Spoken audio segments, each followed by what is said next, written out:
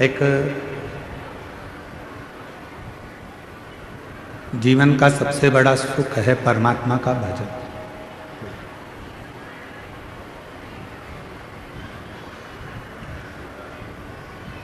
संसार में जन्म लिया है, दुख पीछा नहीं छोड़ता। किसी न किसी रूप में दुख, तकलीफ, कष्ट, बीमारी आती ही रहती है।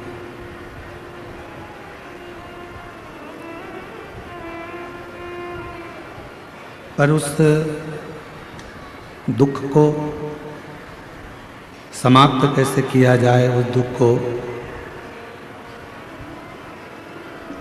कम कैसे किया जाए, उस तकलीफ को, उस बीमारी को समाप्त कैसे किया जाए,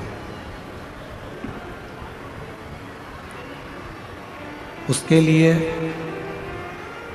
सबसे ज़्यादा जरूरी है भगवान शिव की अविरल भक्ति।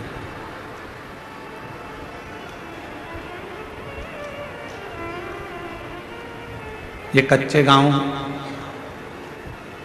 एक ऐसा कांकेर जिले का छोटा सा गांव है जहां पर आदिवासी वनवासी सब यहाँ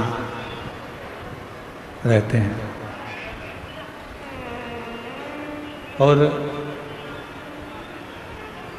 आदिवासी वनवासी क्षेत्र में ये कथा इन सभी क्षेत्रवासियों के लिए ऊर्जा देती है।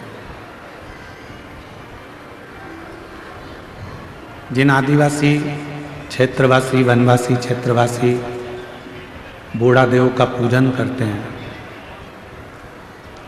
बूढ़ा देव का आराधना करते हैं, बूढ़ा देव की साधना करते हैं,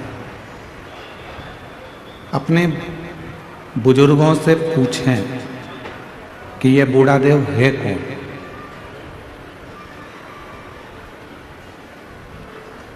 जितने भी अब अपने अपने बुजुर्गों से वनवासी आदिवासी क्षेत्रवासी जब पूछेंगे कि ये बूढ़ा देव है कौन, तो बुजुर्ग बताएंगे कि ये शंकर भगवान का एक स्वरूप है, शिव का एक आनंदमय प्रतिबिंब। भगवान देवादिदेव महादेव का एक स्वरूप बूढ़ा देव महादेव के रूप में।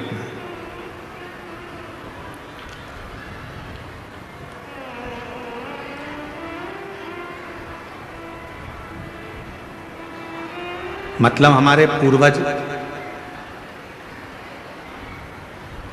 हमारे दादा परदादा, हमारे जितने बुजुर्ग रहे हैं, हमारे जितने पूर्वज रहे हैं, ये सब भगवान शिव की आराधना करते हैं, भगवान शंकर की साधना करते हैं। थोड़ा बीच का जो समय ऐसा रहा जिन समय में भगवान शंकर को लोगों ने दूर कर दिया,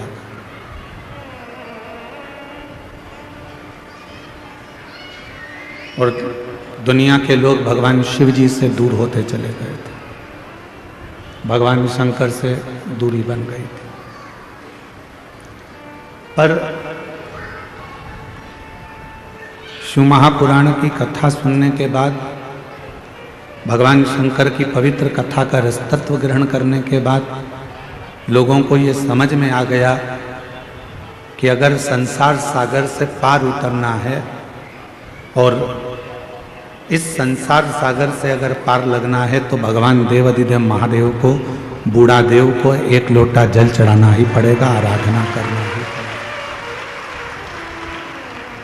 पूजन करना।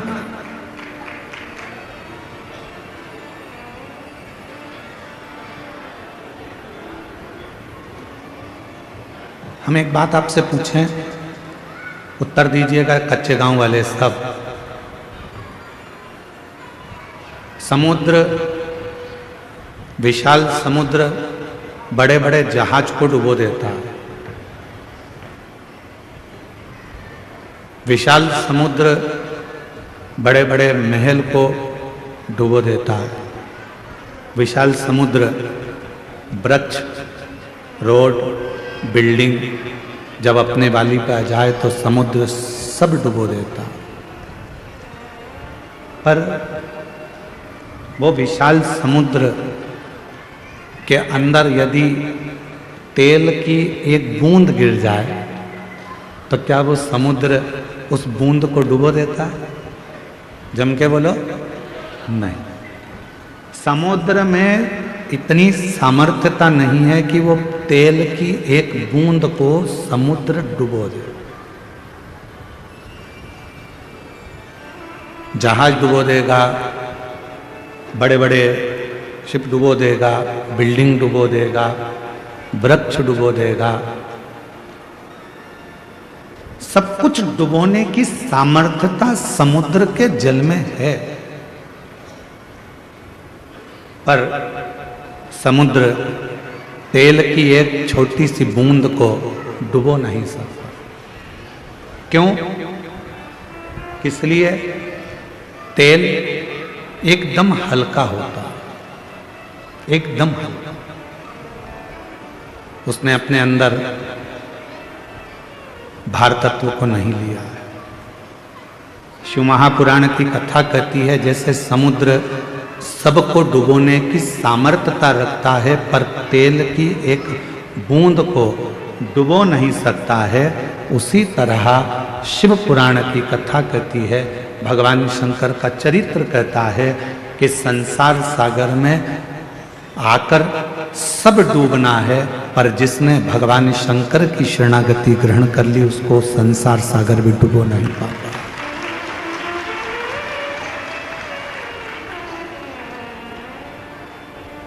उसको संसार सागर डुबो नहीं सकता।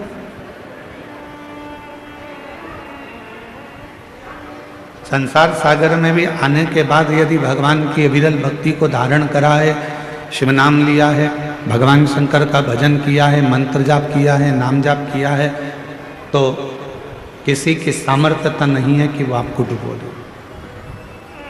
अकाल मृत्यु वो मरे जो काम करे चंडाल का, काल उसका क्या बिगाड़े जो भक्त हो महाकाल का। जो शिव का उपासक हो, जो भगवान शंकर की आराधना में डूबा रहता हो, फिर काल उसका कुछ नहीं बिगाड़ सकता।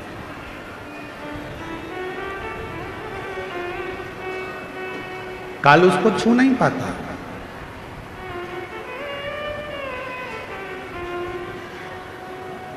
उसको छूना बड़ा कठिन हो जाता है।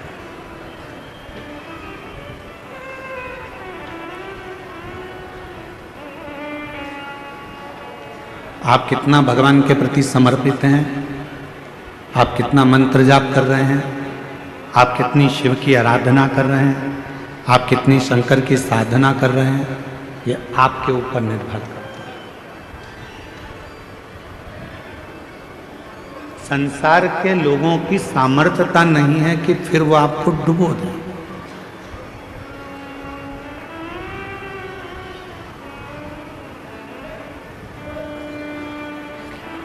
यहाँ सागर खंडेलवाल जी बैठे हैं रायपुर से। कहाँ बैठे लोग? इन्होंने जब इनके यहाँ कथा हुई तो कथा होने के बाद इन्होंने अपने घर के बाहर एक बहुत बड़ा, लगभग वह स्टेज का आधे भाग में आधा भाग इतना बड़ा श्री शिवाय नमस्तुभ्यम इन्होंने अपने घर के ऊपर लिखा, अंकित करवाया। तो सूचना मिली हमको, फिर हमने इनसे बात करी कि ये श्री शिवाय नमस्तुभ्यम आपने इतना बड़ा लिखवाया, छोटा भी लिख सकते थे, क्यों लिखा? तो सागर खंडेलवाल जी कहते हैं, गुरु जी, आता जाता व्यक्ति चाहे वो जीव हो, जंतु हो, पशु हो, पक्षी हो, चाहे मनुष्य हो, किसी भी रूप में अगर श्री शिवाय नमस्तुभ्यम देखेगा तो वो तर जाएगा, इसलिए उसका विशालतम स्वरूप हमने अंकित कर दिया। विशाल, मैं धन्यवाद देता हूँ आपको, बहुत बहुत साथ। बैठिए। एक मंत्र, एक जप, एक साधना, एक आराधना जब हम मूल रूप से ग्रहण करते हैं, मूलतः के साथ जब हम उसको भजते हैं तो वो हमें सुख देता है, हमें आनंद देता है।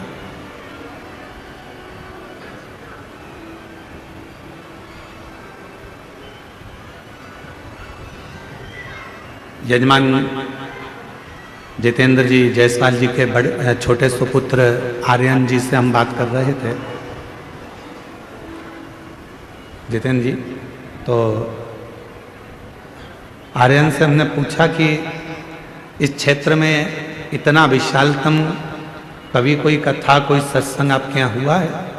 तो आर्यन जी बोल रहे थे कि गुरुजी वो तो बाबा की कृपा है और भोलेनाथ जी ने इस कथा को करवाया, हमको ही नहीं मालूम पड़ रहा कि कैसे कथा चल रही है और कैसे शिव भक्त इसको श्रवण कर। आर्यन साधुवाद है आपको इस चीज के लिए।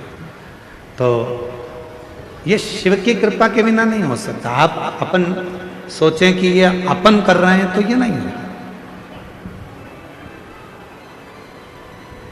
मेरा आपकी कृपा से सब काम हो रहा,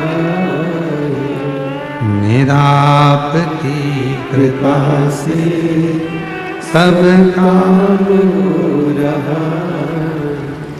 करते हो भोले बाबा मेरा नाम हो रहा है, करते हो भोले बाबा मेरा नाम हो रहा है।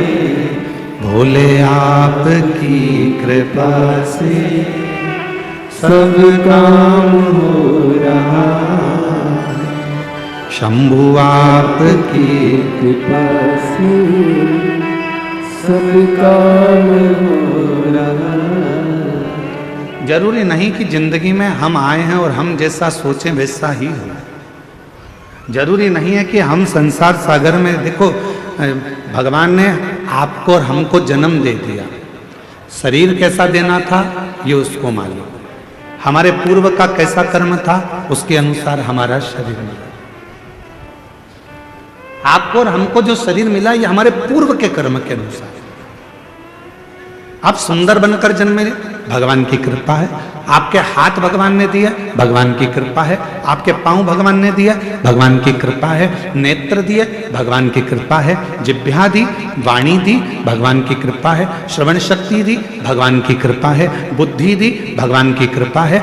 शरीर कैसा देना था यह परमात्मा ने हमारे पूर्व का स्मरण कर कर, पूर्व के खातों को देखकर तब भगवान ने हमको दिया। यहां जितने लोग बैठे हैं, अगर आप में से किसी ने लोन लिया हो तो बैंक वाले पुराना हिसाब देखते हैं। यहां माइंस वाले बहुत काम करते होंगे तो लोन लेना ही पड़ता होगा, है? तो लोन लेते होगे तो पुराना हिसाब देखा जाता है। पहले लिया था, जमा करा कि नहीं करा, इतना पैसा लिया था, उस बैंक से उठाया था, भले तुम दूसरी बैंक से लो लोन, पर वो पूरी बैंक उन टटोली जाती है कि इसने पैसा जमा करा कि नहीं करा, इसने जमा किया कि नहीं किया। बस जैसे बैंक का लोन देने वाला पुराना हिसाब देखता है, उसी तरह हमको जन्म देने वाला भी हमारा पुराना हिसाब देखता है। पुराना हिसाब क्या करा संसार सागर में जाकर, किसी भूखे को भोजन कराया, प्यासे को पानी पिलाया, भगवान का मंत्र जाप किया, नाम जाप किया, किसी को सहायता प्रदान करी, किसी को शिक्षा प्रदान करी, किसी को चिकित्सा प्रदान करी। वो पुराना हिसाब देखता है और पुराना हिसाब देखने के बाद हमारा शरीर देता है। हमारे शरीर में कोई भी थोड़ी सी भी कमी रखता है, समझ लेना हमारा पूर्व का दिया हुआ है। महाराज कुछ हमने श्रेष्ठ ना करा होगा, श्रेष्ठ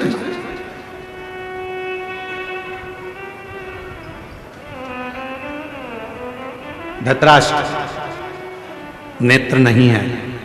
एक बार भगवान द्वारकानाथ से धृतराष्ट्र ने पूछ लिया, क्या बता सकते हो कि मेरे नेत्र क्यों नहीं है? मैं इतना सुंदर जन्मा, मैं इतने बड़े राज्य का राजा बना, मैं इतना बड़ा नरेश बना, मैं इस हस्तिनापुर का राज सिंहासन संभाल रहा हूं और मेरे नेत्र नहीं है। आप बता सकते हो कि मेरी किस्मत ऐसी क्यों लिखी? भगवान द्वारकानाथ ने कहा, पूर्व जन्म में तुम एक सुंदर राजकुमार थे, एक हंस को देख लिया था, उस हंसनी को पकड़ने के चक्कर में वो तुम्हारे हाथ ना आई तो उसके साथ में जितने भी लोग बच्चे थे उन सब के नेत्र तुमने हर लिए थे, इसलिए तुम्हारे नेत्रों को हरा गया। पूर्व का कर्म, कोई पिछले जन्म के अच्छे कर्म मुझे बाबा दे, कोई पिछले जन्म के अच्छे कर्म मुझे बाबा तेरा साथ मिला। जहाँ सारी दुनिया झुकती है, जहाँ सारी दुनिया झुकती है, मुझे वो आली दरबार मिला, दरबार मिला। कोई पिछले जन्म के अच्छे कर्म मुझे बाबा तेरा साथ मिला। पूर्व का हमारा कोई अच्छा पुण्य होगा, अच्छे हाथ पैर दे दिए। पूर्व का हमारा कोई पुण्य होगा, बोलने के लिए वाणी दे दी। पूर्व का अच्छा पुण्य होगा, देखने के लिए नेत्र दे दिए महाराज। और भगवान ने सब कुछ दिया, पूर्व का पुण्य।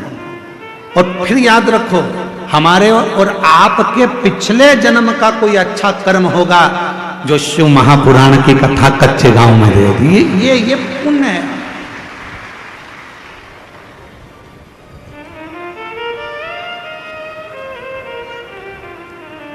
यहां से जाने के बाद भगवान को धन्यवाद देना, तूने बड़ी कृपा करी, हमारे गांव के पास में कथा करवा दी, मैं जाके कथा सुन ली, तूने बड़ी कृपा करी, मेरे दोनों पांव अच्छे चलकर गई, तूने बड़ी कृपा करी, गाड़ी से पहुंच गई, तूने बड़ी कृपा करी, बैठने की जगह भी दे दी, तूने बड़ी कृपा करी, कथा सुनने के लिए कान भी अच्छे दिए। एक आध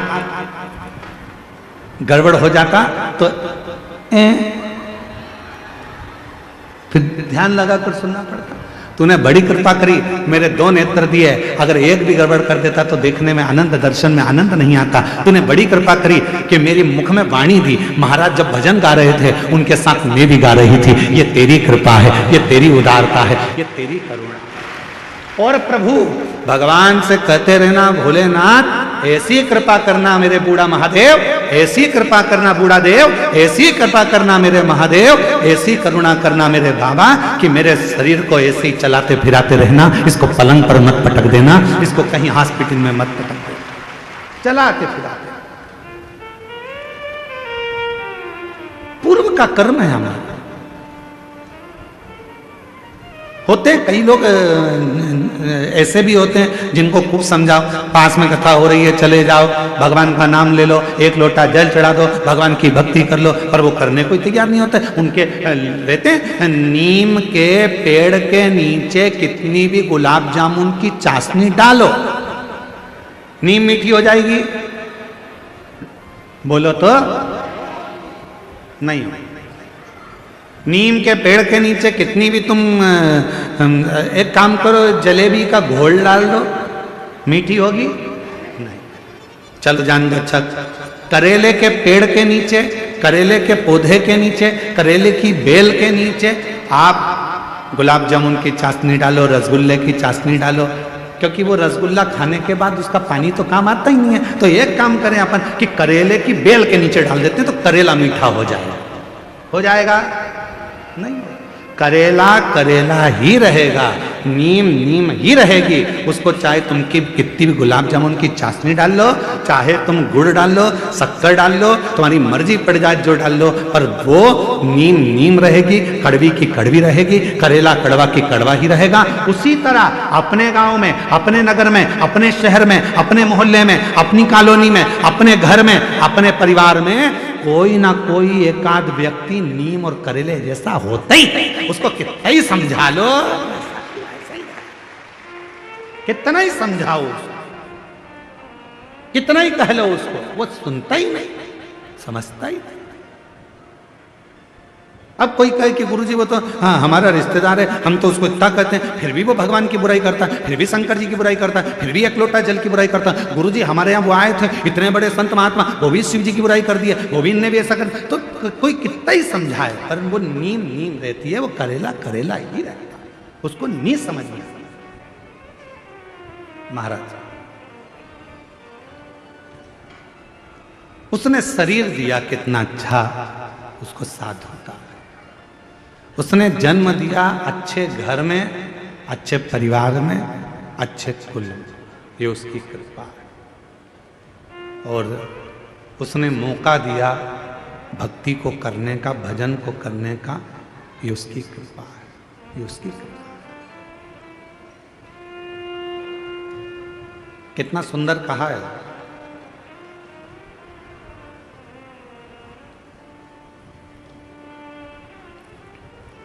एक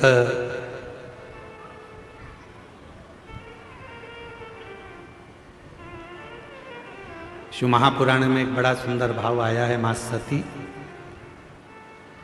भगवान माता पार्वती और भगवान शिव का एक बड़ा सुंदर संवाद है। अब यह आपके ऊपर निर्भर करता है कि आप उसे कितना ग्रहण करते हैं। एक बार माता पार्वती भगवान शिव जी के साथ में काशी भ्रमण के लिए चली।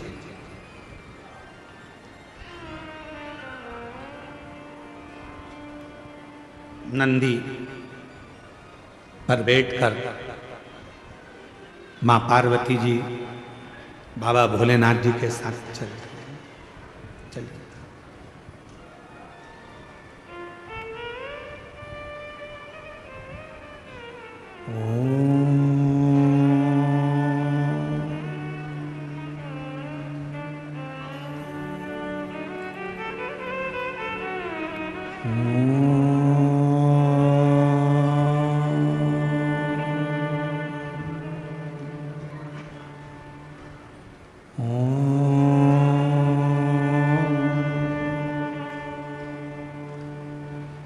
नाद हो रहा है ओम का। पार्वती जी के कानों में शब्द गया। घूम कर देखा मां पार्वती जी ने, कहां से आवाज आ रही। फिर पार्वती जी आगे बढ़ गई, फिर शब्द सुना,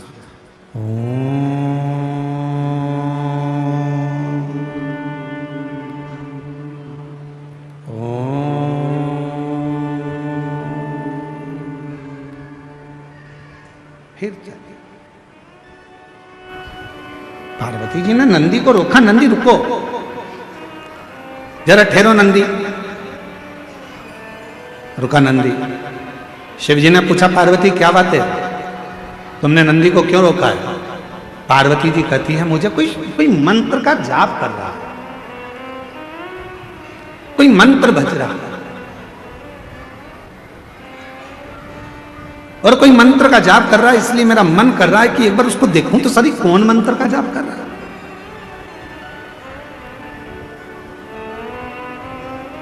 सब दूर मां जगत जननी माता पार्वती ने भ्रमण किया, जपने वाला नहीं मिला। फिर नाद हुआ,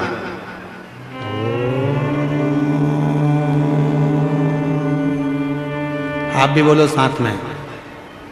लंबा स्वर बनाकर ओम का उच्चारण करने से नेत्र की ज्योति बढ़ती है। लंबा उच्चारण करने से, ओम का नाद करने से बुद्धि में एक अंदर कंपन उत्पन्न होता है।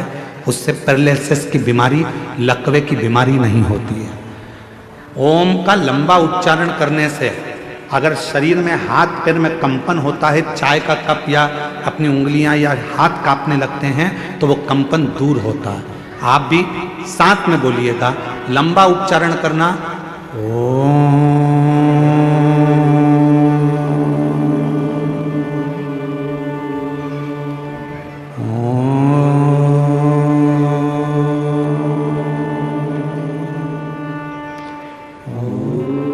लंबा उच्चारण करते हुए, वाणी को स्थिर करते हुए, नेत्र को बंद कर हृदय के अंदर झांकते हुए उच्चारण करेंगे।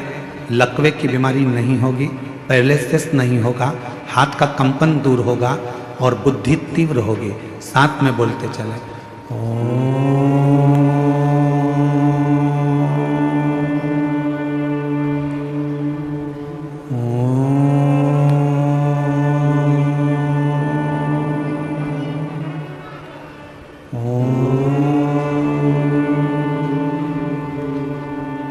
पार्वती जी का ध्यान गया, कोई दिख नहीं, कुछ नहीं दिखा। आपने जब ओम का नाद किया होगा, नेत्र बंद कर कर आपको ऐसा लगा होगा हमारे दिमाग में कुछ बारीक सा कीड़ा चल रहा है, कोई प्रवेश कर रहा है। वो शिव तत्व है, वो शंकर है, मां ढूंढ रही है, कोई दिखता नहीं है। शिवजी कहने लगे पार्वती चलो, कहां तुम यहां वहां ढूंढ रही हो, किसको खोज रही हो?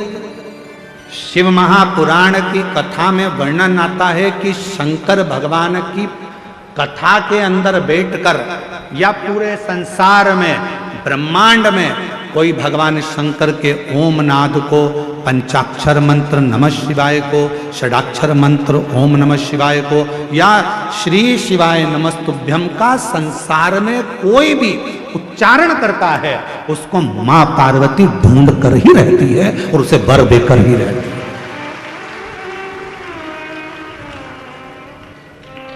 मेरी मां जगत जननी उसको वर प्रदान करती है।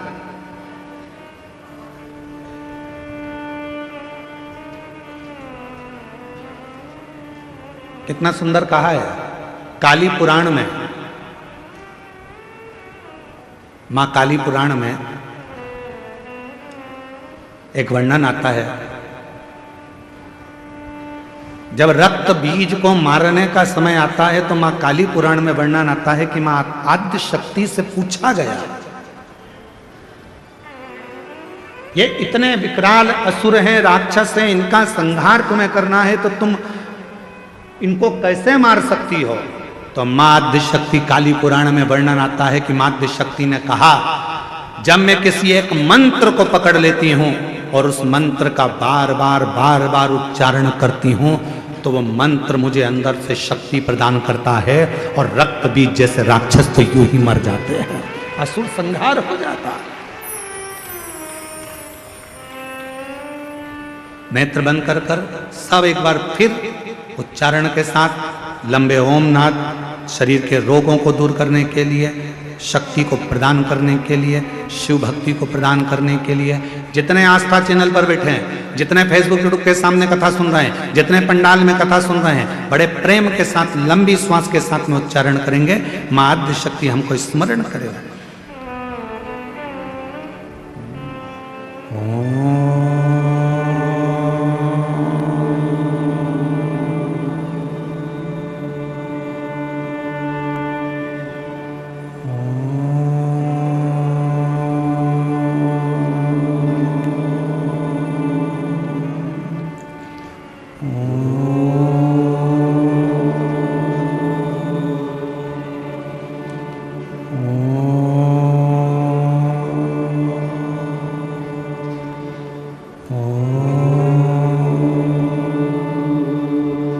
धीरे धीरे अपने नेत्रों को खोलें।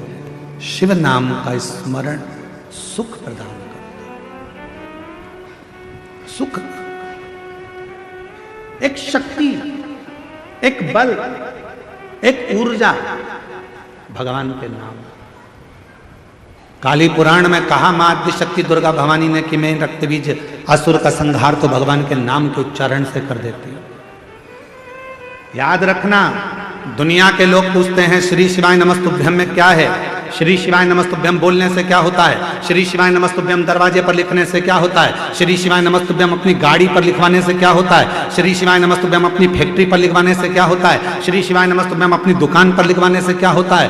शास्त्र कहता है तुम्हारी जिंदगी में अगर दुख प्रवेश कर रहा होगा तो वो मंत्र को पढ़ते से ही बाहर निकल जाएगा, भीतर प्रवेश नहीं करता।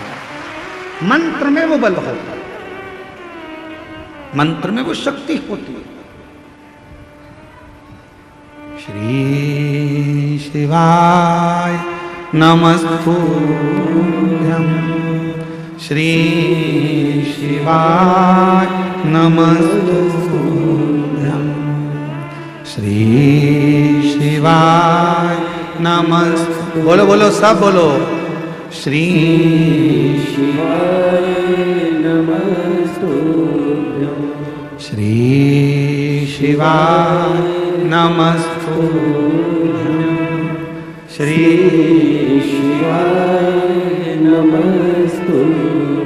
उस मंत्र का उच्चारण करना मूल हो जाता है। पार्वती मैया ढूंढ रही हैं, कोई मिलता नहीं है। शिवजी उनको ले गए काशी में एक स्थान पर, तट पर मां गंगा के बैठ गए। शंकर भगवान को नमन कर कर मां पार्वती जी वहां से चल दी और पार्वती मैया भ्रमण करने के लिए गई, ढूंढने के लिए गई। जो मंत्र जप रहा था, जो मंत्र का उच्चारण कर रहा था, जो मंत्र को पढ़ रहा था, वो कौन है, कहां है, दिखता नहीं है। मां उस पार्वती मैया उस काशी खंड के अंदर, मां काशी की नगरी में उस जीव को ढूंढ रही हैं, जो उच्चारण कर रहा है, जो जप रहा है, मंत्र का उच्चारण कर रहा है।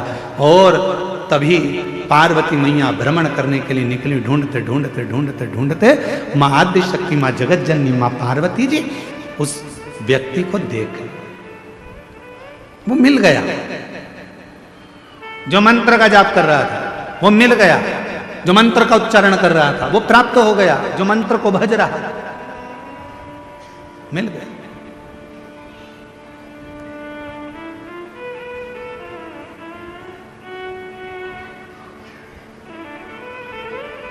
शिवजी से पार्वती जी ने विनय करी, मैंने उसको ढूंढ लिया है जो मंत्र पढ़ रहा था, जो मंत्र का जप कर रहा था, मैंने उसको ढूंढ लिया। बाबा चलो एक बार उस पर भी कृपा कर दो, जो मंत्र का जप कर रहा था उस पर करुणा कर दो।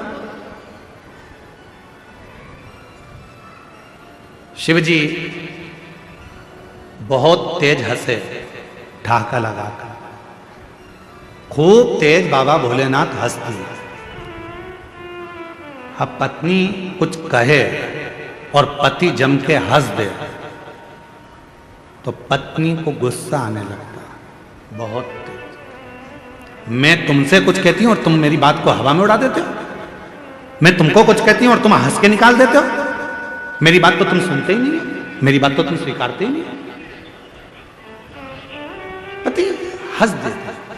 अब कौन समझाए कि पत्नी कुछ कहती है तो पति क्यों हंसता है? उसका एक कारण है कि धर्म पत्नी की बात पर पति इसलिए हंसता है कि तू कोई सी छोटी छोटी बात को अपने माइंड में क्यों लेती है।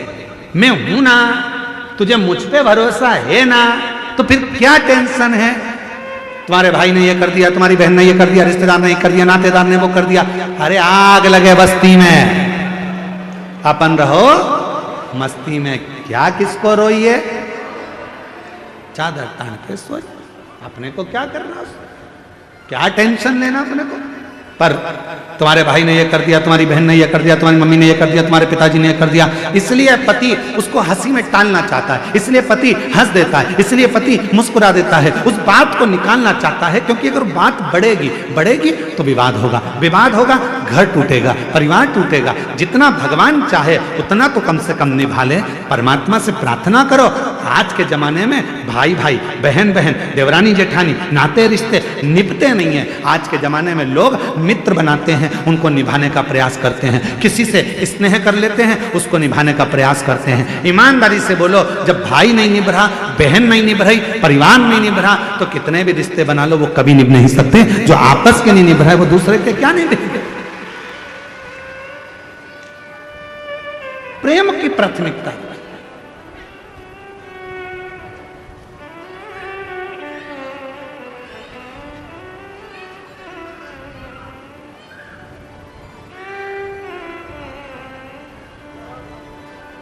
हमारे यहाँ कुबेरेश्वर बाबा के पवित्र धाम में कई लोग आते हैं, साथ में बर्तन भी लाते हैं, आटा भी लाते हैं, दाल भी लाते हैं, चावल भी लाते हैं। और पीछे बेलपत्री की जहाँ वाटिका है, वहाँ जहाँ बट वृक्ष है, वहाँ कहीं पर भी बैठकर अपना भोजन बनाते पाते, परिवार के साथ बैठकर भोजन करते हैं। उनको देखकर हमें बड़ी प्रसन्नता होती है। हम कई लोगों से मिलने भी जाते हैं, वहाँ पर अगर सीहोर रहते हैं तो हम उनके पास जाते हैं, बोलते हैं भगवान बड़ी कृपा करा है आप पर कि कम से कम आज आपका पूरा परिवार बाबा के धाम में बैठकर भोजन तो कर रहा है। इससे बढ़कर सुख और क्या हो सकता है? निवेदन है, अगर सनातन धर्म को मजबूत करना है, भारत की भूमि पर सनातन धर्म की मजबूती चाहते हो, तो अपने घर में एक नियम बनाओ, हफ्ते में कम से कम एक दिन पूरे परिवार के साथ मिलकर भोजन करने का प्रयास करो, तो धीरे धीरे वो कुटुंब जब एक साथ जुड़ेगा, वो परिवार एक साथ जुड़ेगा, जब कुटुंब हमारा जुड़ना चालू होगा तो फिर हम पर कोई आक्रमण नहीं कर सकता, आक्रमण नहीं कर सकता।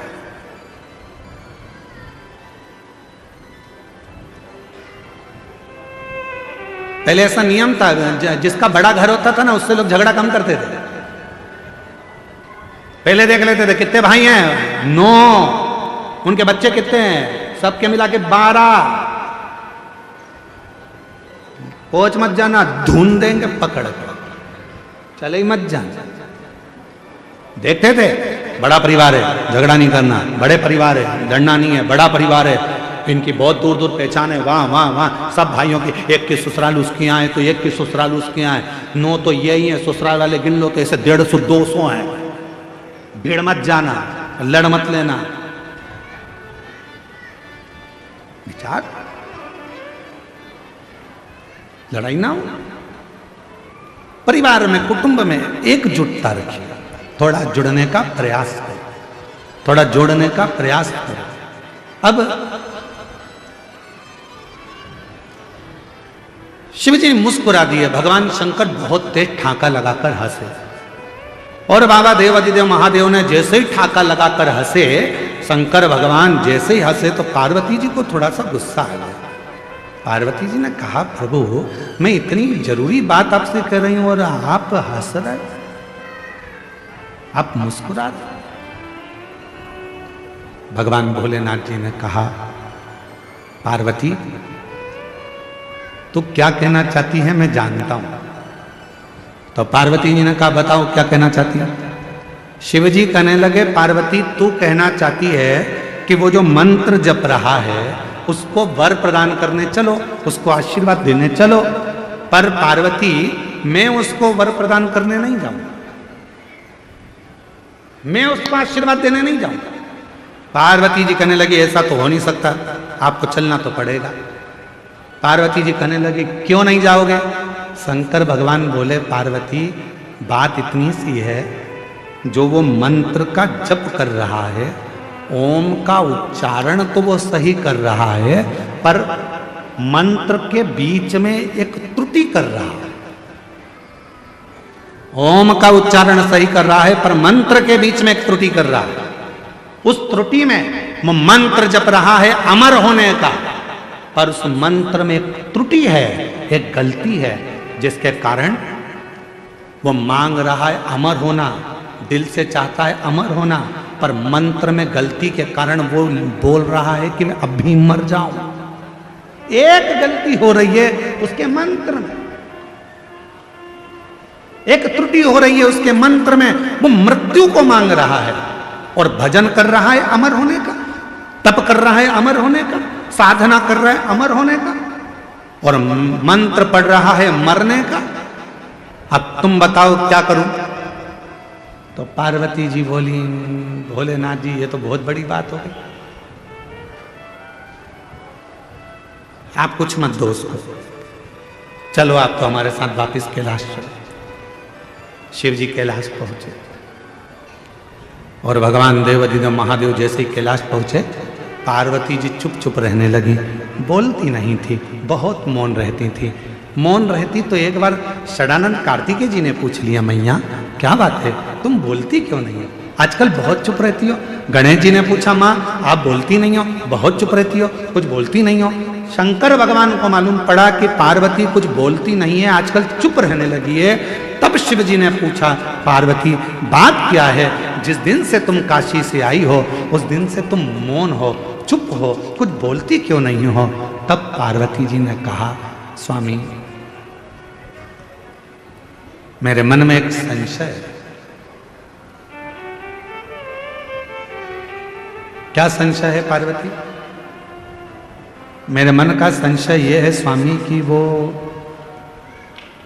जो काशी में जप रहा था, मंत्र गलत पढ़ रहा था और मांग सही रहा था, ऐसे ना जाने संसार में कितने लोग होंगे। महाराज भोले बाबा आपके डमरू की नाद से आपके गंगा की धार के जल से करोड़ों करोड़ों मंत्र बने हैं। शिवजी से कह रही है मां पार्वती की सबसे ज्यादा दुनिया में अगर कोई मंत्र प्रकट हुए हैं तो शंकर भगवान आपके द्वारा प्रकट हुए हैं। इतने करोड़ों मंत्र लोग अगर बोलेंगे उसमें कोई त्रुटि होगी तो बेचारों का क्या होगा। इसलिए कुछ कृपा करो, कुछ कृपा करो। शिवजी ने कहा मांग तुझे क्या चाहिए पार्वती। पार्वती जी कहती हैं प्रभु बस ऐसी कृपा कर दो कि कोई कैसा भी जपे, गलत भी जपे चाहे सत्य भी जपे, सही भी जपे चाहे वो गलत भी जपे, तो भी उसको नरक ना भोगना पड़े, वो आपके धाम सारी कामनाएं प्राप्त कर कर आपके धाम में पहुंच जाए। ऐसा बस इतना सवाल। शिव जी ने कुछ बोला नहीं, चुप रहे। अभी तक मां पार्वती जी चुप थी, अब भगवान भोलेनाथ चुप हो गए, बोले नहीं। और मंत्र जपने वाले दुनिया के लोग मंत्र जप रहे,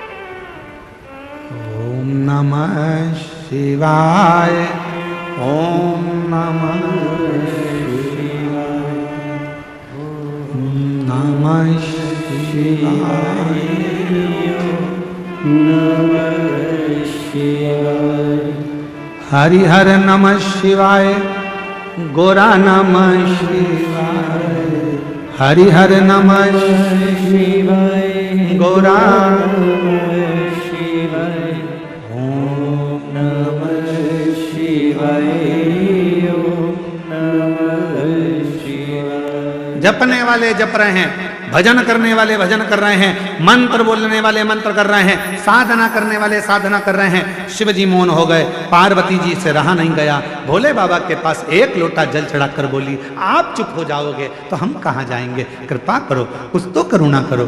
शिव जी ने कहा पार्वती क्या दूं मैं, क्या दूं, क्या दूं, बस कृपा कर दो, थोड़ी सी, थोड़ी सी।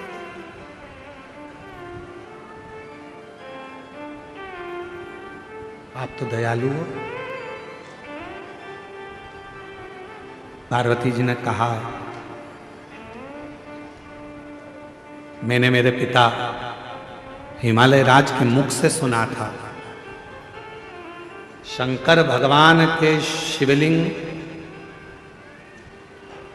का भी अगर कोई स्पर्श ना कर पाए, पार्वती जी कर रही हैं, हिमालय राज के मुख से, मेरे पिता के मुख से सुना था, यदि कोई भगवान शंकर के मंदिर में जाकर भगवान शंकर के शिवलिंग का स्पर्श भी ना कर पाए, और यदि वो अपने घर से एक लोटा जल लेकर जाए और दोनों हाथों से जब उस लोटे को पकड़ता है, एक लोटे जल को वो जब दोनों हाथों से पकड़ता है तो उसके हाथ की रेखाएं कितनी भी विपरीत हो, जल चढ़ते से ही वो रेखा सीधी हो जाती है, कितनी भी विपरीत क्यों ना। सारी समस्या का हल एक लोटा जल, एक पत्र है, देखिए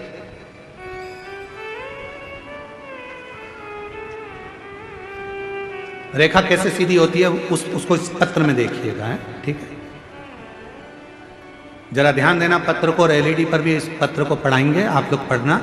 आस्था चैनल पे एलईडी पर नहीं चल रहा है, पत्र चल रहा है, एलईडी पे चलेगा। मैं ललिता बाई साहू, ग्राम संबलपुर, पत्र को आप लोग आस्था चैनल पे भी पढ़ सकते हो, बड़े ध्यान से पत्र का स्मरण करिएगा। कहीं बैठी हो, मैं ललिता बाई साहू, ग्राम संबलपुर, जिला कांकेर, छत्तीसगढ़ की रहने वाली हूं। कहीं बैठी हो तो हाथ हिला सकती हैं, अगर कहीं बैठी हो तो हाथ हिला सकती हैं, हाथ हिलाओ एक बार, हाथ दिख गए हो, आ जाओ, एक बेलपत्र ले जाना, आ जाइए, धीरे धीरे आओ। मैं ललिता बाई साहू, ग्राम संबलपुर, जिला कांकेर, छत्तीसगढ़ की रहने वाली हूँ। मेरे गले में गठान हो गया था, जिसे मैंने धमतरी की हॉस्पिटल में दिखाने के बाद उन्होंने कहा कि यह कैंसर हो सकता है। बोलकर हम रायपुर चले गए और रायपुर में जाकर रायपुर में भेजा गया, जहां मैंने कान के पास में से टुकड़ा निकाला गया। छोटा सा ऑपरेशन कर कर कान के पास से टुकड़ा निकालकर उसे मुंबई भेजा गया, जिसमें चेक कराया गया तो कैंसर की पुष्टि हो गई कि मुझे कैंसर बताया गया। अब करूं तो करूं क्या? डॉक्टरों ने कहा कि इस कैंसर की जांच हो गई है, गठान को निकालना पड़ेगा, खर्चा आएगा लगभग 60,000 रुपए का बोला गया। मेरे पास पैसा नहीं था, क्या करें तो करें क्या?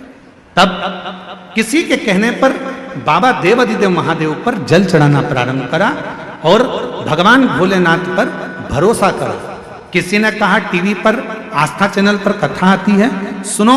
हमने कथा सुनना प्रारंभ करा।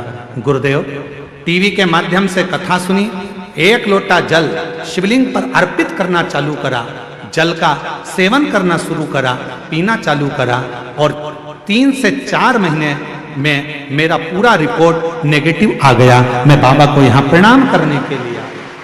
मेरा कैंसर पूर्ण तरह से समाप्त हो गया। ये जिंदगी में पहली बार ऐसा देखा। क्या करता है शिव? आप भगवान, उन्होंने लिखा है, हम रिपोर्ट भी लगा रहे हैं इसके अंदर, पूरी रिपोर्ट भी लगा कर भेजी।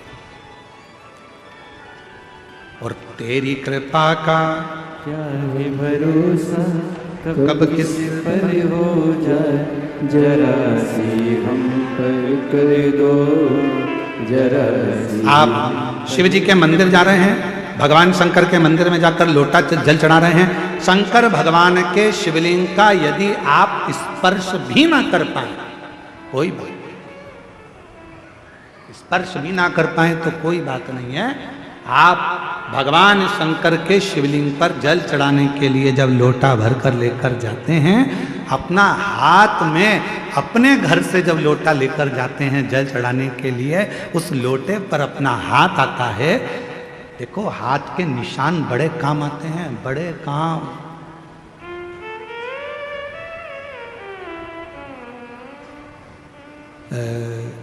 आधार कार्ड बनता था ना, पहले आधार कार्ड बनता था तो थंब लगाए जाते थे, उंगलियों के निशान ऐसे 5 उंगलियां लगाकर ऐसे देखा जाता था, 4 उंगली। फिर नेत्र रजिस्ट्री कराने जाओ तो हाथ के थंब लगवाते। बोलो बोलो सही है कि गलत है? थंब लगवाते। कोई भी काम है तो उसमें थंब की जरूरत पड़ती है। हाथ के निशान मूल होते हैं। जब हमारे पानी के लोटे पर हमारे हाथ के निशान हो जाते हैं और हम देवाधिदेव महादेव को जब जल समर्पित करते हैं तो बाबा हमारे हाथ की उल्टी रेखा को सुलटी कर देता है, सुलझा देता है और वो रेखाएं सीधी हो जाती है। वो रेखाएं सीधी,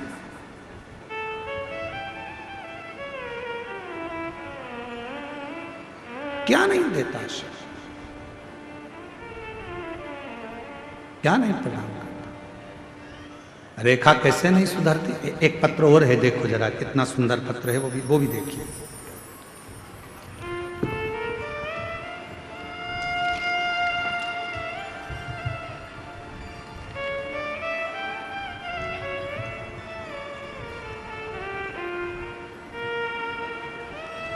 जमुना रमेश सिन्हा, जरा गांव का नाम बोलो पढ़ के।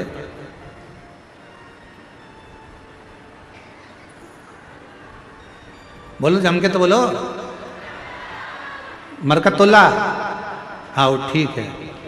कच्चे जिला बालोद, ठीक है। कहीं बैठी हो तो हाथ हिला सकती हैं जिनका ये पत्र है। जमुना रमेश सिन्हा, मरकतोला, कच्चे जिला बालोद। कहीं बैठी हो तो हाथ हिला सकती हैं और बच्चा आया हो साथ में तो उसको लेकर आ सकती हैं। मेरी शादी 2014 में हुई थी। अभी क्या चल रहा है? 25। 2017 में मेरा गर्भ ठहरा। 9 माह पूर्व के पहले ही 7 महीने में पुत्र की प्राप्ति हुई। वह स्वस्थ न होने के कारण चला गया। फिर 2019 में मुझे 2 जुड़वा बच्चे हुए, वो भी अस्वस्थ होने के कारण बस वो भी समाप्त हो गए। मैंने आस पड़ोस में शिव महापुराण की कथा के बारे में सुना। 2023 में बालोद में शिव महापुराण की कथा में पहुंची, बाबा के पंडाल में आकर अपने मन की बात कही और भगवान से अपने दिल की बात कही। खूब रोई क्योंकि मेरे इतने बच्चे चले गए, किससे कहूं मैं। कथा सुनती रहती, रोती रहती। बैठी हुई एक महिला ने कहा, क्यों रोती है? मेरे बच्चे होते हैं वो मर जाते हैं। कहा, यहाँ की मिट्टी, पंडाल की मिट्टी को तेरे गर्भ पर लगा, बाबा देगा अब की बार, स्वस्थ देगा। बाबा की ऐसी कृपा हुई, अगस्त 2024 में मेरा गर्भ ठहर गया और मैं पहुंच गई भगवान की कथा में धमतरी, और वहां की मिट्टी को मैंने अपने गर्भ पर लगा लिया। गुरुदेव, 13 अप्रैल 2025 को मेरे गर्भ से जब बच्चे ने जन्म लिया, जन्म लेने के बाद भी बच्चा फिर पुनः कुछ महीने पहले हो गया, लगने लगा कि अब ये नहीं बचेगा। पर कहते हैं शंकर भगवान भाग्य की रेखा बदल देते हैं, और शंकर भगवान के कथा का पंडाल की मिट्टी किस्मत बदल देती है। वही हुआ, मेरे बाबा ने मेरे गर्भ की लाज रखी और अब मेरा बच्चा स्वस्थ पैदा हुआ। मैं बाबा को धन्यवाद देने के लिए आया। शिव तत्व किसको कहते? कहीं बैठी हो तो एक बेलपत्र लेने के लिए आ सकते हैं।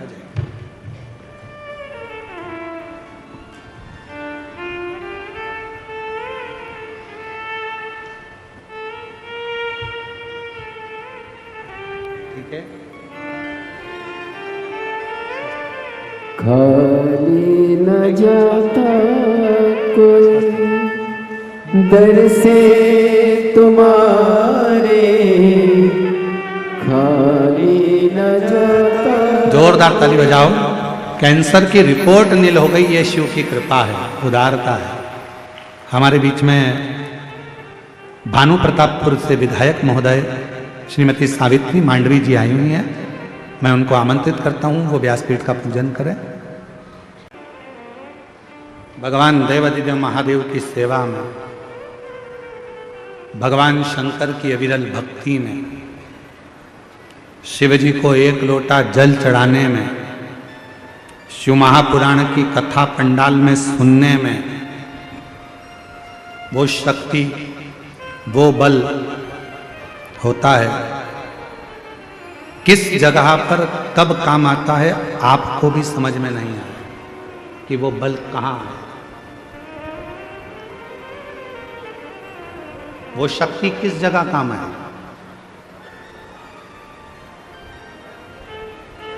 जरा उत्तर दीजिएगा, आप लोगों से पूछें, आप लोगों ने आज भोजन करा है? घर पे खाना खाया कि नहीं खाया? जम के तो बोलो, खाया। ठीक है। 4 महीने पहले खाना खाया था? जम के तो बोलो, खाया। 4 महीने पहले 6 तारीख को आपने क्या खाया था? किसी को याद है क्या? नहीं। हमसे पूछोगे तो हमको भी याद है। ठीक है, जैसे आप हो वैसे हम भी हैं। हम ऐसा संकोच बस कर बोलना मत, ही 1%, बिल्कुल संकोच में मत बोलो। आप तो उत्तर दो, हमारे जैसे हो और हम तुम्हारे जैसे। आज खाना खाया?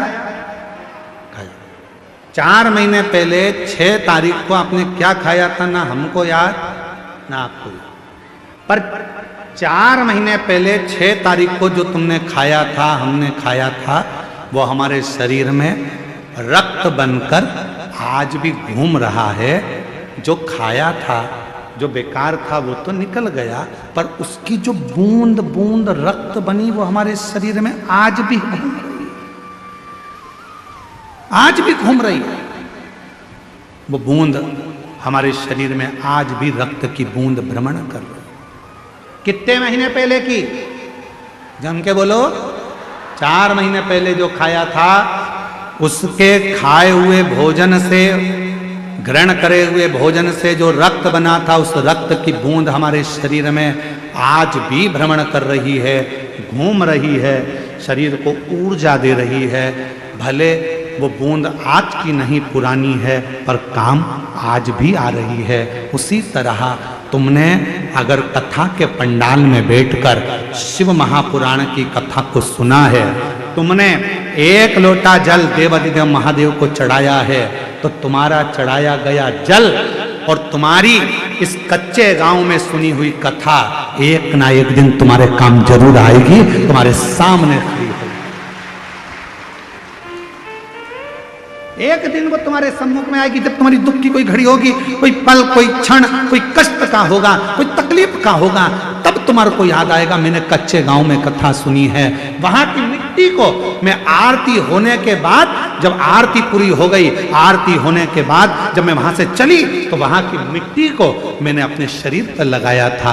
वहां की थोड़ी सी मिट्टी मेरे पास में रखी है। मैं कंकर शंकर की पूजन कुबेरेश्वर धाम कर आई थी। मैं कुबेर भंडारी के यहाँ सीहोर गई थी, वहां मैंने कंकर शंकर की पूजन करी थी। वहां से मैं रुद्राक्ष लाई थी, कंकर लाई थी, वो कंकर मेरे पास रखा है। मेरे तकलीफ नहीं रह सकती। अगर तकलीफ आई है, कष्ट आया है, दुख आया है, तो निश्चित है कि वो दुख मिटेगा जरूर। और तुमने उस कंकर को एक लोटा जल चढ़ाना प्रारंभ करा, रुद्राक्ष को गलाकर शिव को चढ़ाना प्रारंभ करा, पंडाल की मिट्टी को शरीर पर लगाना प्रारंभ करा। बेटे ने कहा मम्मी मुझे ये तकलीफ है, मेरा ये काम अटक रहा है, और तुमने कहा चिंता मत कर, ये रुद्राक्ष लेकर जा, बाबा पूर्ण करेगा। और बाबा ने पूर्ण कर दिया। वो काम आएगा, आज नहीं तो कल, पर आएगा, आएगा।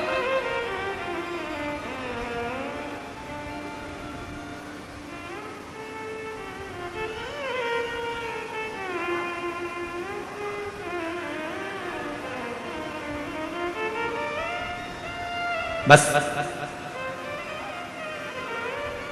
संजो कर रखो इस शिव महापुराण की कथा। पार्वती जी ने हाथ जोड़कर कहा कि उसने मंत्र गलत पढ़ा, मैं मानती हूं, पर संसार में ना जाने कितने लोग हैं।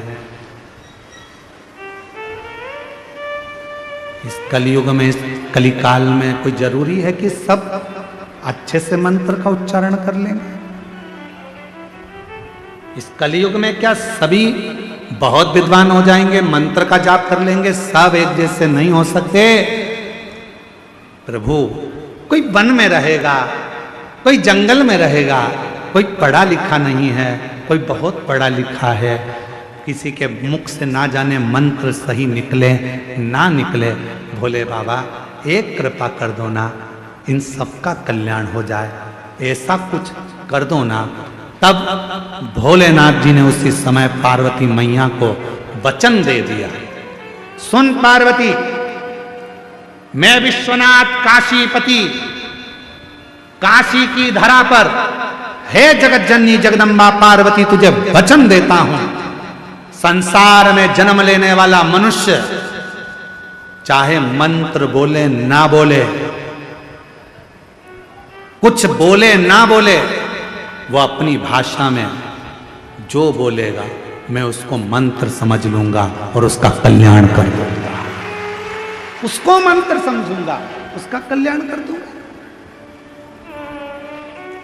जब आप हाथ जोड़कर बाबा से कहते हो ना, बाबा मेरा सब दुख काटो, ओ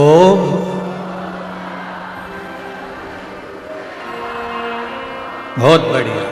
बाबा से प्रार्थना, ये केवल स्तुति नहीं है, केवल ये भजन नहीं है, ये हमारी मंत्र साधना,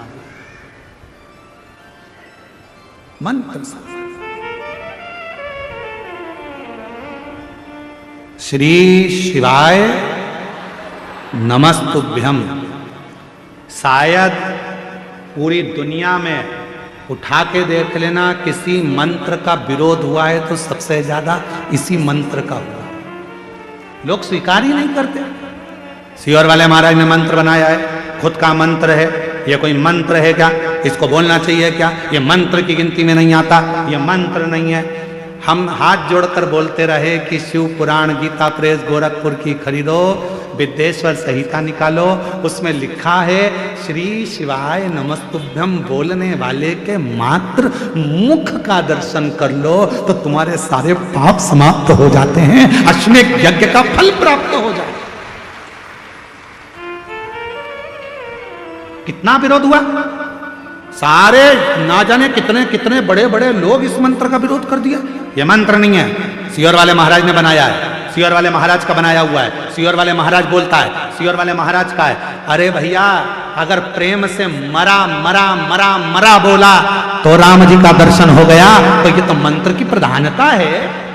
आप दिल से जब पुकारोगे श्री शिवाय नमस्तुभ्यं, श्री शिवाय नमस्तु। ये सियोर वाला महाराज नहीं कर रहा, ये विद्येश्वर संहिता शिव महापुराण की कर रही है। गीता प्रेस गोरखपुर की दुकान पर जाओ, एक शिव पुराण की पुस्तक, एक पोथी खरीदो और उस पुराण को खोलो, विद्येश्वर संहिता को खोलो और पढ़ो। उसमें लिखा है श्री शिवाय नमस्तुभ्यम। बोलने वाले के मुख का दर्शन करने वाले के सारे पाप एक क्षण में समाप्त हो जाते हैं और उसको अश्वमेध यज्ञ का फल प्राप्त हो जाता है। यह शिव पुराण में लिखा, यह शिव पुराण में वर्णित किया गया।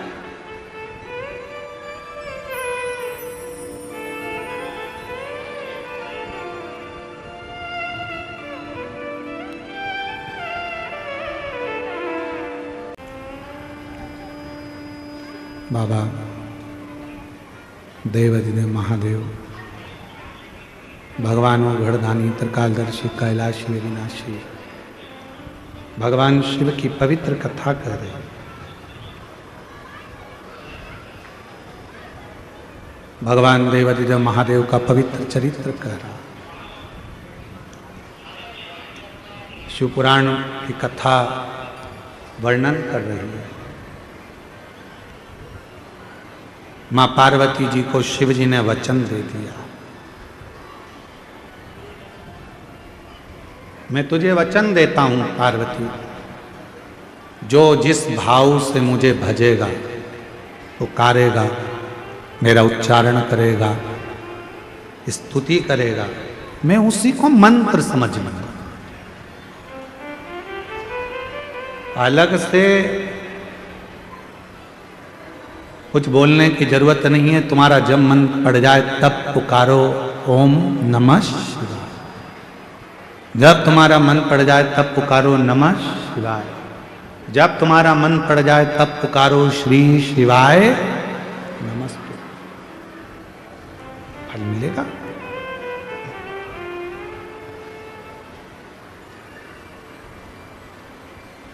बस तुम्हारी भक्ति में, तुम्हारे भगवान के भजन में विश्वास पूर्ण होना चाहिए। एक पत्र है, देखिए, एक बहन जी ने लिखा है, मैं शारदा कोरेठी, ग्राम चोंगेल, भानु प्रतापपुर की रहने वाली है। कहीं बैठी हो आप ही हैं? हाथ हिलाओ एक बार, वापिस आ जाइए, बेलपत्र लेकर जाइएगा, आ जाओ। हमारे गांव में पहले सत्संग में बहुत जाते थे, लेकिन सत्संग भी होता था, लोग जाते भी थे, लेकिन किसी के बहकावे में आकर पूरे गांव में देवी देवता को नहीं मानते। अब देवी देवता का लोग मजाक उड़ाते हैं, मूर्तियां विसर्जन करवा दी है, गांव में कोई देवी देवता को मानने वाले नहीं रहे। पर गुरुजी, आपकी कथा ने मुझे विश्वास दिया। मैंने देवी देवता को नहीं छोड़ा, भले पूरे गांव के लोगों ने छोड़ दिया। लोग आते, भड़काते, कहते क्यों जाते हो प्रवचन में, क्या रखा है पत्थर की मूर्ति में, क्यों जल चढ़ाते हो, क्यों मंदिर जाते हो, क्यों देवी जी को पूजते हो। लोगों ने सारा गांव देवी देवता को पूजना बंद कर दिया। पर आपकी कथा चालू हुई तो मेरे मन में विश्वास जागृत हुआ। मैं भी बदलने वाली थी गुरुदेव, पर आपकी कथा ने भरोसा दे दिया और गांव के लोग मेरे पीछे भी पड़े रहे कि तुम मंदिर जाना छोड़ो, तुम भगवान को मानना छोड़ो, पर हमने नहीं छोड़ा।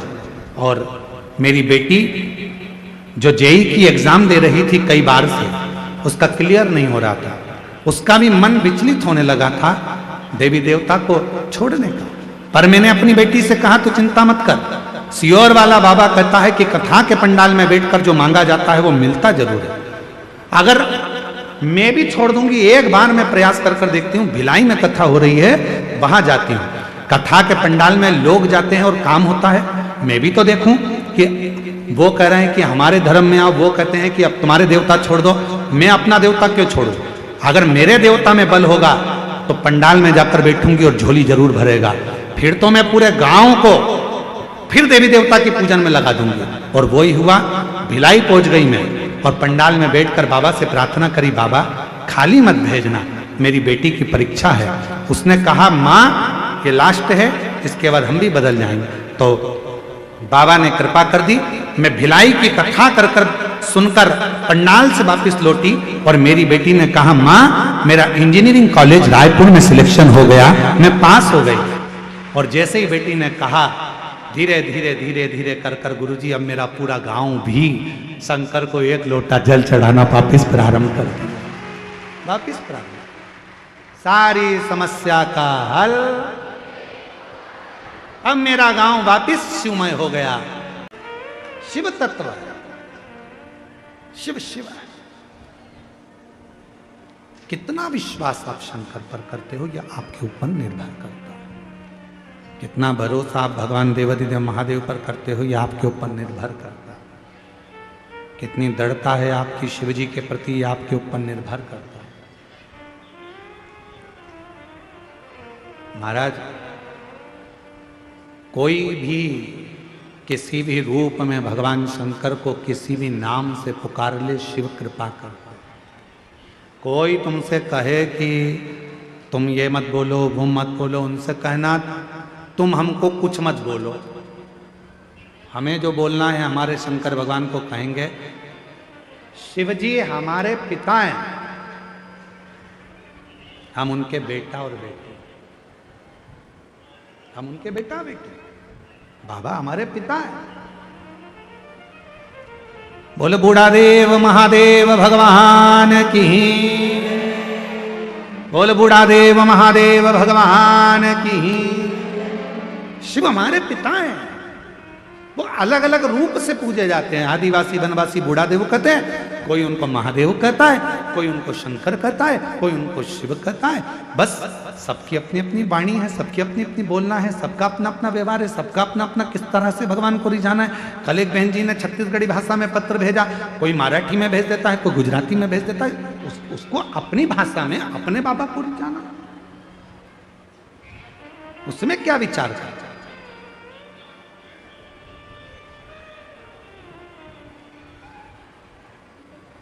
शिव नाम कैसे भी जपो, भगवान शंकर का कैसे भी भजन करो।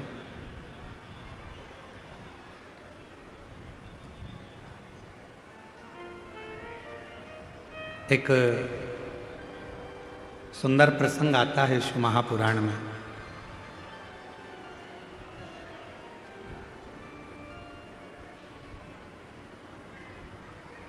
कि भगवान शिव के तेज पुंज से,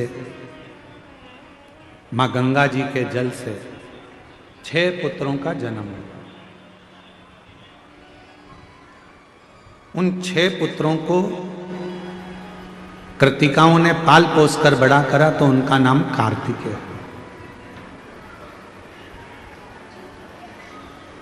कार्तिकेय कौन? भगवान शिव के पुत्र। कहते हैं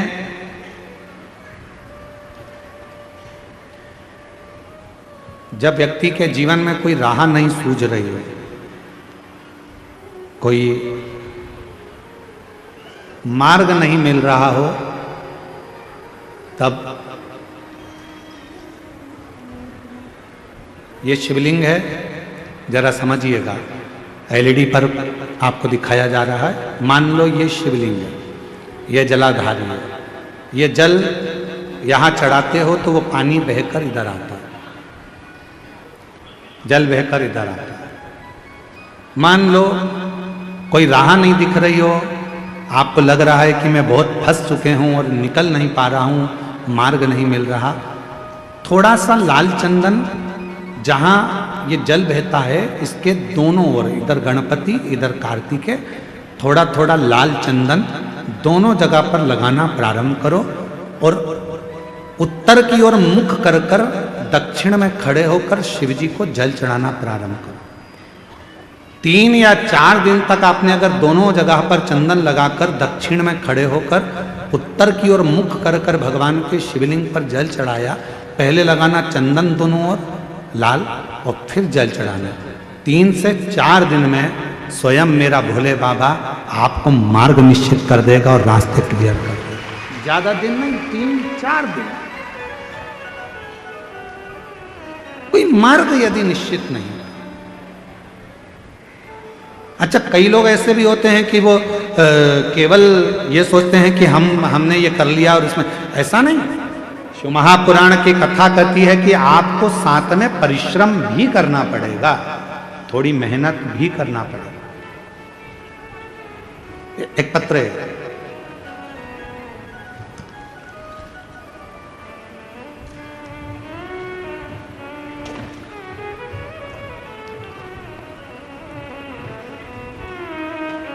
श्रीमती सुमित्रा मरकाम।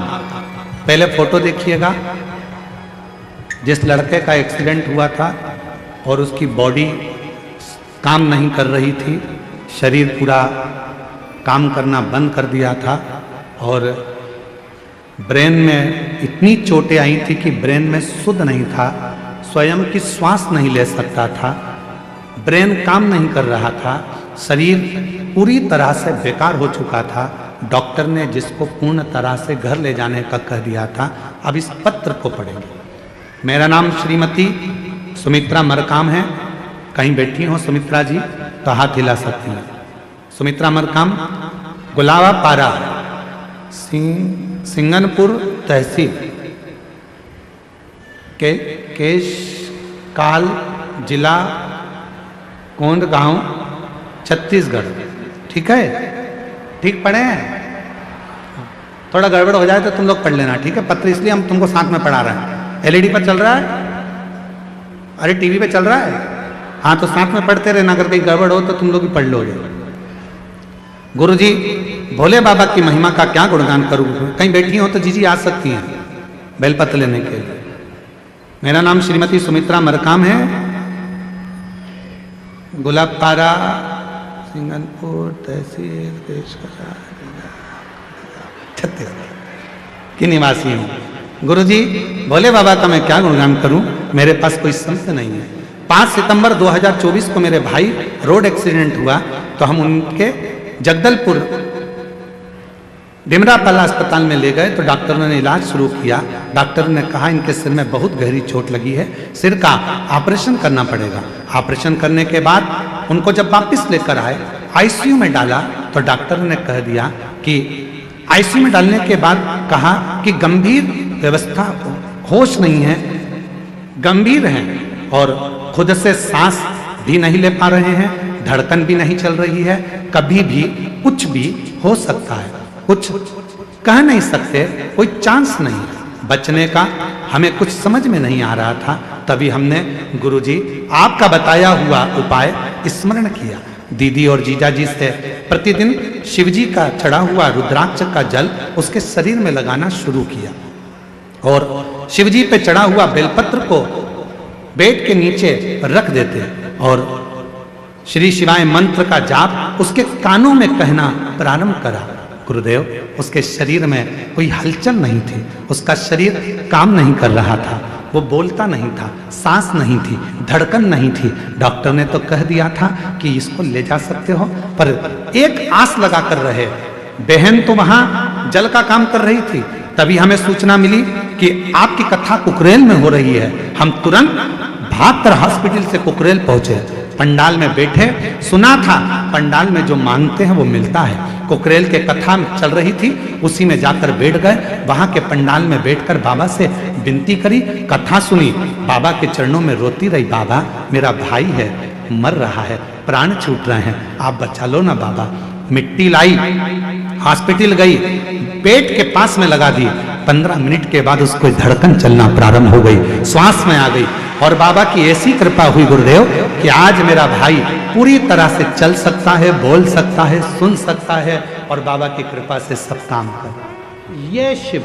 और नहीं तो दशा देख लो क्या है वापिस फोटो में, ना हिल सकता है, सिर में इतनी चोटें हैं, ना बोल सकता है, ना धड़कन है, ना श्वास है, कुछ भी नहीं है, बस पड़ा। जिस भावना से आया फिर निवेदन करेंगे। ये कथा तो यहाँ पर 2 तारीख को विराम हो जाएगी। कल की कथा का समय तो यही 2 बजे से 5 बजे तक रहेगा, पर परसों 2 तारीख को जो कथा का समय रहेगा वो सुबह 8 बजे से 11 बजे तक रहेगा। सुबह 8 बजे से टीवी पर वही समय पर आएगी, पर टीवी पर कथा का समय आखिरी दिन का 1 बजे से 4 बजे तक रहेगा, पर कथा पंडाल में जो समय रहेगा परसों का वो सुबह 8 बजे से 11 बजे तक रहेगा। ये कथा तो 2 तारीख को विराम हो जाएगी। 7 तारीख से 13 तारीख तक कथा दंतेवाड़ा जिला में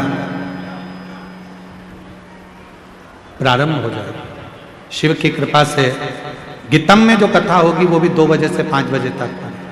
यदि मौका लगे, केवल कथा का पंडाल नहीं है, बाबा से अपने मन की बात कहने का एक स्थान। महाराज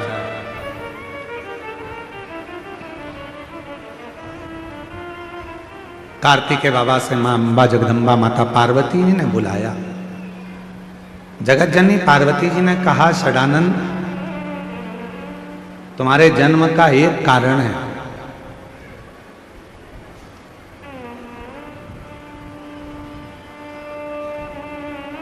तारकासुर का संहार करना। तुम्हारे जन्म का केवल एक कारण है, तुम्हें तारकासुर का संहार करना। वो तारकासुर जिसने सारे देवताओं को परेशान कर रखा। कई लोग ऐसा सोचते हैं कि दूसरे को कष्ट देकर अपन सुखी हो जाएंगे। शिव महापुराण की कथा कहती है कि दूसरे को कष्ट देकर जिंदगी में आप कभी सुख पा ही नहीं सकते, कभी नहीं पा सकते।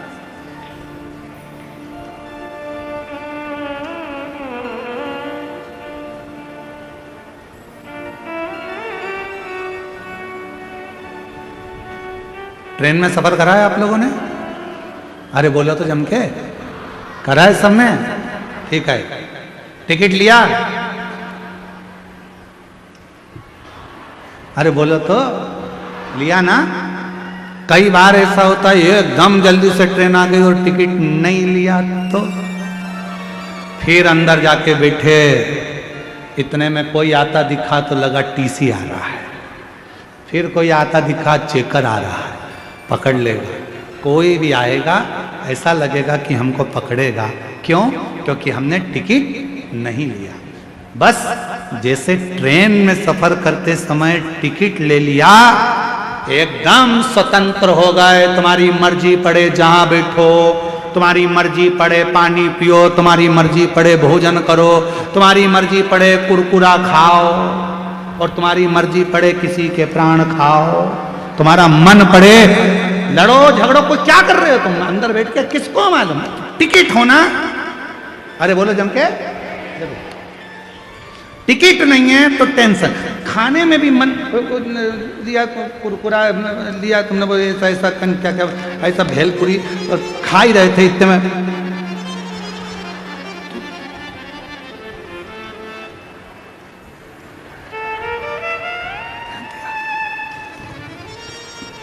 टिकट वाला है, टिकट वाला है नहीं है, फिर खाने, फिर थोड़ी देर बाद टिकट था तो आराम से खा लो, टिकट था आराम से बैठो, टिकट था आराम से पानी पियो, टिकट था खूब प्रेम से आनंद से खूब गप्पे मारो, खूब बात करो। पर टिकट नहीं है तो तुम स्वतंत्रता से रह नहीं सकते। उसी तरह टिकट है तो स्वतंत्र जिंदगी जी सकते हो, उसी तरह संसार रूपी ट्रेन में अगर बैठे हो और शंकर जी की शिव महापुराण की कथा का टिकट है तो कैसे भी जिंदगी जियो, मस्त, कोई टेंशन नहीं, कोई चिंता नहीं।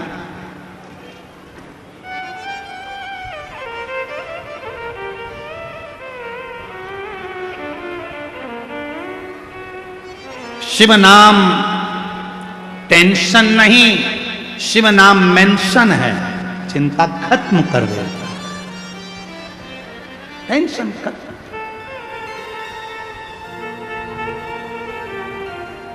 शिव आप जितना उसका उच्चारण करोगे वो जीवन में सुख देता जाएगा। षडानन सामने जो खड़ा है वो तारकासुर है और इस तारकासुर का संहार तुझे करना है। मां ये करता क्या है, इसने देवताओं को कष्ट दे रखा है, देवताओं को परेशान। किसी को कष्ट देकर आप सुखी नहीं रह सकते, सुखी नहीं रह सकते।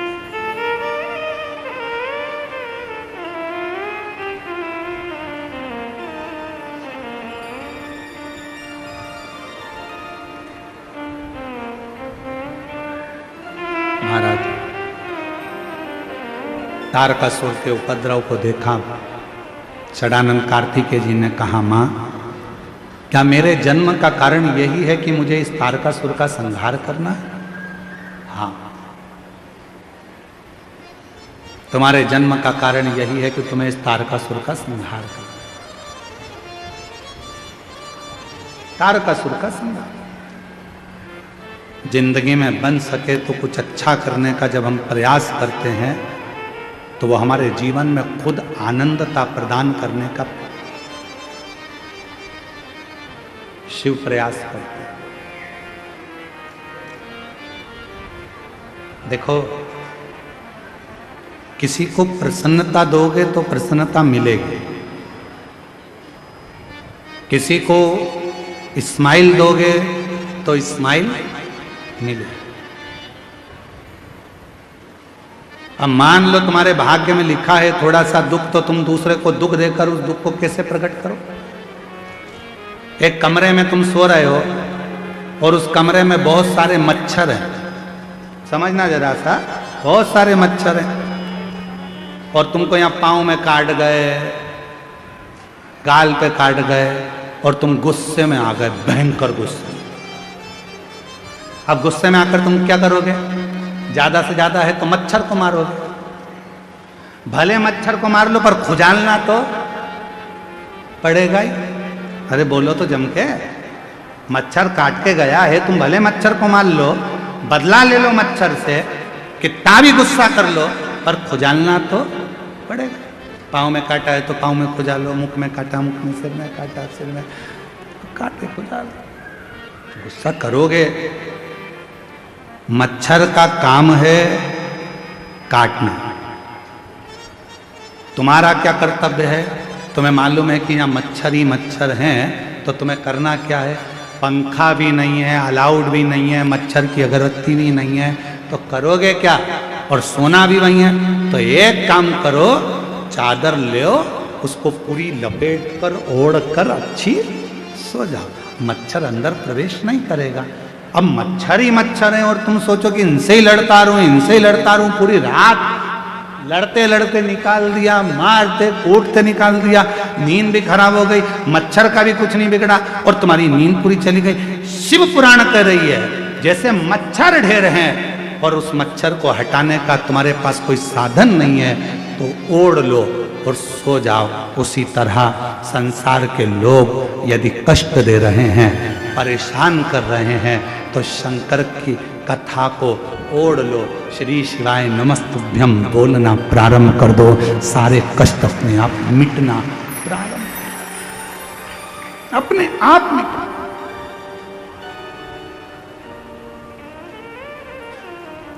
और मेरे भोले तेरा सहारा है, मेरे भोले तेरा सहारा है, मेरी नैया का तू किनारा है, मेरी नैया का तू किनारा है। आप ओढ़ लो उसको और सो लो। क्या करोगे? कब तक लड़ोगे? भगवान षडानंद कार्तिकेय जी ने कहा, माँ आप कहती हो कि ये तारकासुर परेशान कर रहा है, आप कहती हो कि देवताओं को कष्ट दे रहा है, आप कहती हो कि देवता परेशान है, क्या देवताओं ने इसके साथ युद्ध नहीं लड़ा? देवताओं ने युद्ध लड़ा, देवताओं ने भी झगड़ा किया, पर ये मरता नहीं है। क्यों?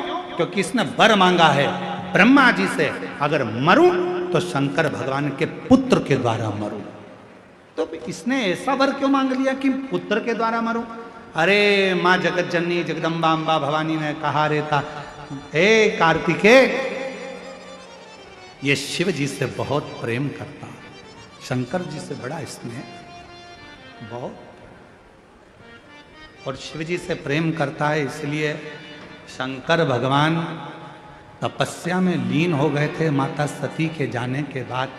तो इसने भी ठान लिया था कि अपने प्रभु का तो विवाह कराकर मानूंगा, और उनका जो बेटा होगा वो मेरे प्राणों को हरेगा। तो वर मांगा, अगर विवाह नहीं होगा तो बेटा कहां से होगा, इसलिए विवाह मांगा कि पुत्र दे दो मुझे।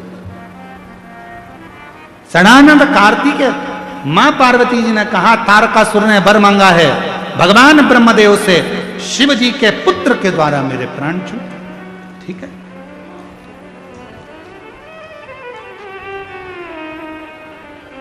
और भगवान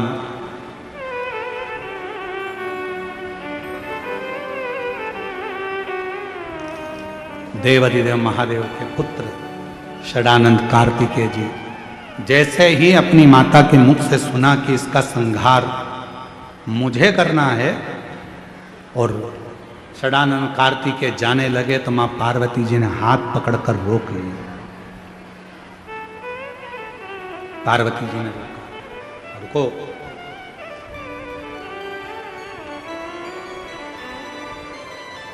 इसके हृदय में शिव बसते हैं, इसके हृदय में भगवान शंकर का निवास है। अगर तुम बाण छोड़ोगे और उसके हृदय में लगेगा तो वो तो बाण शंकर को लगा। कल कथा में कहा था, भगवान शंकर के भक्त की कभी निंदा मत करो, भक्त की निंदा होती है तो भगवान को बुरा लगता है, और भगवान की निंदा मत करो, बुरा भक्त को लगता है। शिव पुराण की कभी निंदा मत करो, शंकर जी का कोई भक्त है उसकी निंदा मत करो, भगवान देवाधिदेव महादेव की कभी निंदा मत करो। पार्वती जी करें, अगर तू बाण छोड़ेगा और उसके हृदय में लगेगा, और हृदय में तो शिव विराजमान है, भगवान शंकर हृदय में बैठे हैं, तो भगवान शंकर को बाण लग जाए, इसलिए हृदय में बाण ना लगे, इतना याद रखना। ठीक है माँ, तारकासुर को मारने के लिए षडानंद कार्तिकेय सामने जाकर खड़े हो गए। एक और तारकासुर है और दूसरी ओर षडानंद कार्तिकेय हैं। जैसे ही तारकासुर ने कार्तिकेय बाबा को देखा, तारकासुर ने हाथ जोड़ लिए कार्तिकेय बाबा को कि ये मेरे शंकर का पुत्र है। तारकासुर हाथ जोड़ रहे हैं षडानंद कार्तिकेय जी।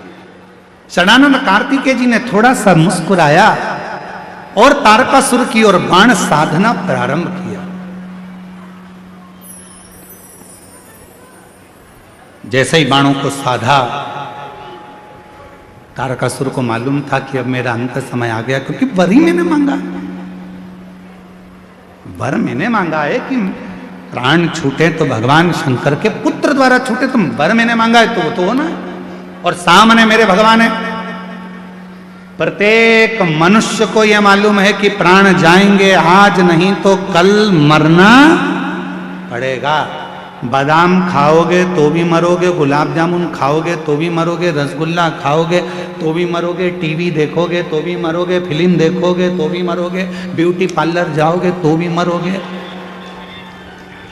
फल खाओगे तो भी मरोगे, रोटी खाओ तो भी मरोगे, अच्छे कपड़े पहनोगे तो भी मरोगे, नहीं पहनोगे तो भी मरोगे, गाड़ी में घूमोगे तो भी मरोगे, फ्लाइट में घूमोगे तो भी मरोगे। मरना सबको, कोई अमर बूटी खाकर पैदा नहीं हुआ। बस इतना सा निवेदन है, जब मरना ही लिखा है किस्मत में कि आज नहीं तो कल मरना ही है, तो खुश होकर जिंदगी क्यों ना जी लें, स्माइल देकर जीवन क्यों ना जी लें, शिव नाम लेकर जीवन क्यों ना जी लें, अच्छे रहकर जीवन क्यों ना जी लें, और रोकर जिंदगी क्यों जिए। जरा सा किसी ने कह दिया फिर रोने बैठ गए, फिर किसी ने कह दिया फिर रोने बैठ गए, किसी ने कुछ कह दिया फिर रोने बैठ गए। ऐसे रोकर जिंदगी मत जियो। जब मरना ही है तो मुस्कुरा कर जियो, स्माइल दे, प्रसन्न होकर भगवान का नाम उच्चारण कर कर। तारकासुर मरने को तैयार, भगवान ने बाण छोड़े, तारकासुर को लगे और तारकासुर के प्राण छूट गए। देवताओं ने पुष्पों की वृष्टि कर दी, गंधर्व गान कर दिए, हार हार महा। तारकासुर के प्राण छूट गए, देवता आनंद पा गए। जिस तारकासुर को मारने के लिए बहुत बहुत देवताओं ने प्रयास किया था, वो तारकासुर आज प्राणों को छोड़ रहा है। तभी विदल और उत्पल नाम के दो असुर हुए, उनका संहार करने के लिए माता पार्वती जी ने कुंदुक को उठाया और कुंदुक का प्रहार किया। महाद्य शक्ति माता पार्वती जी ने जैसे ही विदल और उत्पल पर कुंदुक का प्रहार किया, वो कुंदुक भगवान शिव के चरणों में जाकर गिरा। शिव जी का नाम कुंदकेश्वर महादेव। भगवान कुंदकेश्वर आ रहे हैं, जोरदार ताली बजाकर भगवान श्री कुंदकेश्वर जी का स्वागत करें। भगवान शिव का ये कुंदकेश्वर नाम एक ऐसा नाम है, जब शरीर में कोई दवाई असर नहीं करती है तो कुंदकेश्वर महादेव का नाम लिया जाता है। इस